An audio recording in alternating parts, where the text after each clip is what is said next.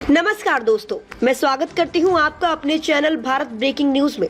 आज 1 जुलाई है, जीएसटी के लागू होने की वर्षगांठ। लेकिन क्या आप जानते हैं कि जीएसटी से पहले एक और बड़ा कर था उत्पाद शुल्क, और उससे भी बड़ी कहानी जुड़ी है भारत रत्न डॉक्टर भीमराव अंबेडकर की। केंद्रीय उत्पाद शुल्क ये एक अप्रत्यक्ष कर था, यानी कि हर कोई जो कोई सामान खरीदता था उसे ये कर देना ही पड़ता था। ब्रिटिश सरकार ने इसे 24 फरवरी 1944 को भारत में लागू किया था, और इसी वजह से हर साल 24 फरवरी को केंद्रीय उत्पाद शुल्क दिवस मनाया जाता है, ताकि इस विभाग से जुड़े अधिकारियों को सम्मानित किया जा सके और जनता में जागरूकता फैलाई जा सके। लेकिन फिर आया बदलाव। 1 जुलाई 2017 मोदी सरकार ने जीएसटी यानी कि वस्तु एवं सेवा कर लागू कर दिया, जिसने उत्पाद शुल्क समेत कई अप्रत्यक्ष करों को हटा दिया। अब अलग से उत्पाद शुल्क नहीं लिया जाता है, ये अब जीएसटी का ही हिस्सा है। इतिहास की परतें खोलते हैं, लेकिन क्या आप जानते हैं कि जब 1944 में ये उत्पाद शुल्क लगाया गया था, तब भारत के इतिहास में सबसे महान व्यक्ति डॉक्टर भीमराव अंबेडकर वायसराय की कार्यकारी परिषद के सदस्य थे। वायसराय की कार्यकारी परिषद ब्रिटिश भारत की मिनिस्ट्री थी, और डॉक्टर अंबेडकर उस समय श्रम विभाग के मंत्री थे। उस दौर में द्वितीय विश्व युद्ध चल रहा था, ब्रिटेन युद्ध में पैसा झोंक रहा था और भारत से भारी टैक्स वसूला जा रहा था। डॉक्टर